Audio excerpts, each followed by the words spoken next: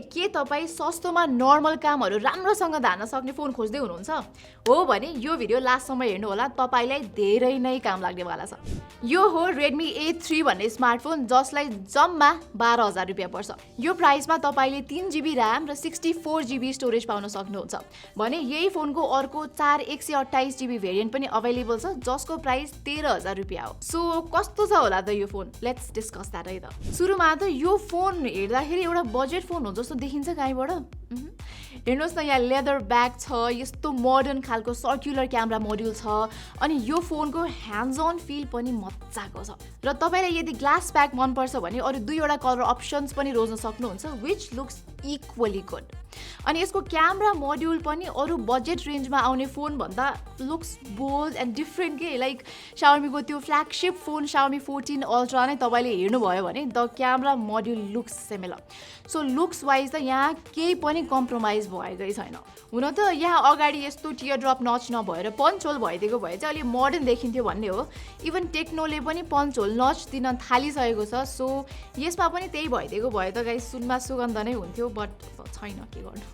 त्यो बाहेक यहाँ डिसेन्ट खालको 6.71 इन्चेसको IPS LCD प्यानल छ विथ HD+ रेजोल्युसन। यो डिस्प्लेमा युट्युब भिडियोज, फेसबुक, इन्स्टाग्राममा रिल्स यतात्यता हेर्नको लागि त प्राइस अनुसार मजाको नै छ भनौँ न। प्लस गोरिल्ला ग्लास 3 को प्रोटेक्सन पनि छ यहाँ, which is nice to see on this kind of budget phone. अनि यो पालिको इम्प्रुभमेन्ट भनेको चाहिँ लास्ट इयरको A2 मा भएको 60 हर्जको रिफ्रेस रेटको सट्टामा यहाँ यु गेट 90 हर्जको रिफ्रेस रेट। तर guys please do not expect खत्रै स्मुथनेस, बिकज यो एउटा बजेट फोन हो। सो मजाले अप्टिमाइज भएको छैन यो फोन। मेबी अपडेट्सले अप्टिमाइज हुन्छ कि पछि, ओन्ली टाइम विल टेल। अनि अर्को कुरा चाहिँ यहाँ 500 निट्सको मात्रै पिक ब्राइटनेस छ। सो बाहिर चर्को घाममा भिजिबिलिटी त्यस्तो राम्रो चाहिँ पाउनुहुन्न है तपाईँले। र मैले अघि नै भनेको थिएँ नि अलिकति स्मुथ फिल हुँदैन भनेर, त्यो चाहिँ रिफ्रेस रेटमा मात्रै नभएर एप खोल्दा अर मल्टिटास्किङ गर्दा पनि बेला बेला फिल चाहिँ हुन्छ। त्यो चाहिँ यहाँ भएको लो पावर्ड Helio G36 चिपसेटले गर्दा पनि हो। अब यो बजेट फोन हो, सो त्यो कुरालाई लिएर त्यस्तो कम्प्लेन नै चाहिँ गरिहाल्न चाहिँ मिल्दैन। फेरि नर्मली चलाउँदा त ठिकै छ, गेमिङ चाहिँ यहाँ गर्न मिल्दैन। अगेन त्यही सानोतिनो सबवे सर्फर जस्तो गेमहरू मात्रै चल्छ यहाँ। एन्ड सरप्राइजिङली यो फोन चाहिँ एन्ड्रोइड 14 मा बुट हुन्छ। किन सरप्राइजिङली भनेर सोध्नुहुन्छ भने अस्ति भर्खरै मात्रै लन्च भएको अलिकति महँगो पर्ने रेडमीको एन्टायर नोट 13 सिरिज नै एन्ड्रोइड 13 मा बुट हुन्थ्यो out of the box. So यो मामलामा चाहिँ Redmi A3 deserve some praises. Plus यो फोनमा चाहिँ 2 वर्षको OS अपडेट्स र 3 वर्षको सिक्युरिटी प्याचेस आउने पनि कुरा छ, which is even better especially यस्तो खालको बजेट फोनको लागि। ओके गाइज, अब कुरा गरौँ क्यामेराको बारेमा। र यहाँ चाहिँ तपाईँले डुअल क्यामेरा सेटअप पाउनुहुन्छ।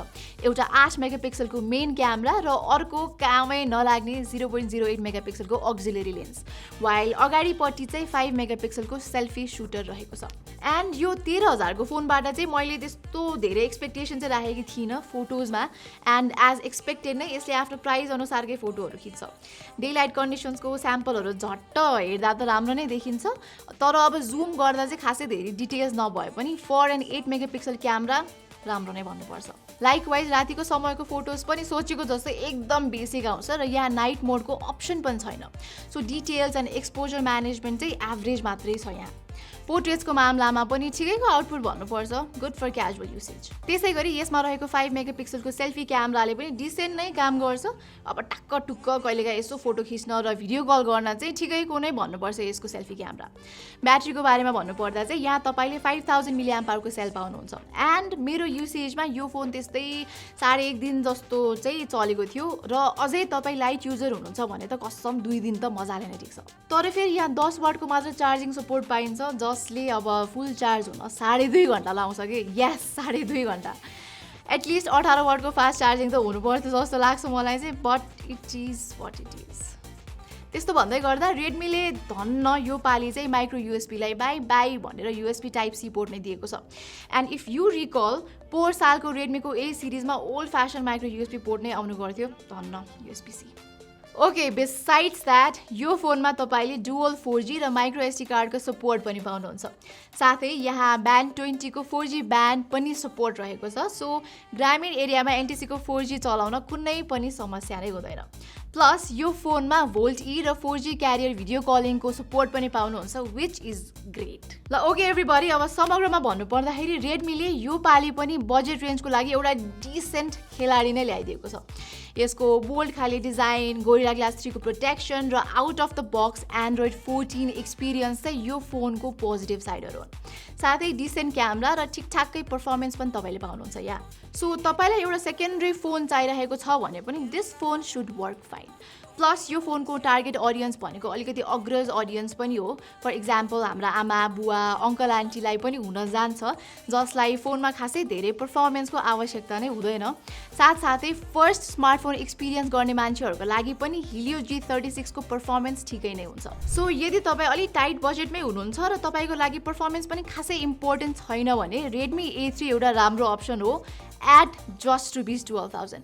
बट गाइज यदि तपाईँले आफ्नो बजेटलाई अलिकति तन्काउन सक्नुहुन्छ भने चाहिँ 2,000 रुपियाँ मात्रै थपेर you can go for the Redmi 13C which definitely has a better performance.